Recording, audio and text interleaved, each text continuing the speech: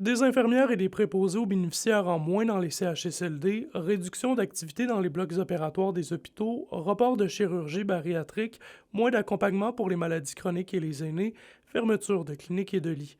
Leur été au choix difficile pour le 6 de l'Abitibi-Témiscamingue. C'est un coup à donner, je vais le dire comme ça, là, parce qu'on sait qu'on veut s'affranchir de la main-d'œuvre indépendante. Pour l'Abitibi-Témiscamingue, au sein du réseau public en santé et services sociaux, c'est octobre 2026. C'est vrai que ça a un impact sur notre population, mais je suis quand même rassurée de vous dire que les services prioritaires, les plus critiques, sont maintenus en région actuellement avec les équipes qu'on va avoir à compter du 19 mai. L'erreur qu'il ne faut pas faire et qu'on ne fait pas, c'est de dire à la population qu'on va maintenir les services, même si on a accès à moins de personnel pour le faire. La tâche est colossale pour le CISAT qui devra convaincre un maximum de travailleurs de la santé, dont plusieurs issus d'agences privées, de joindre ses rangs, afin que les Témiscabitibiens puissent retrouver leur service tel qu'ils le connaissaient avant le plan de réorganisation. Les personnes issues de la main-d'œuvre indépendante qui veulent retourner dans le réseau public parce que c'est un des grands objectifs.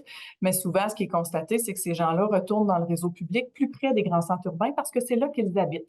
Et donc, c'est pour ça qu'on dit, ben, il faudra des mesures, il faudra des leviers pour que l'ensemble des effectifs ou du personnel qui va être dans le réseau public ben, soit réparti de façon équitable pour qu'on puisse, nous aussi, les régions éloignées, bénéficier de ces ressources-là. Il n'est pas exclu que d'autres services doivent être réduits temporairement dans les prochains mois, d'autant plus que l'organisation dit évaluer à chaque année son bassin de main-d'œuvre.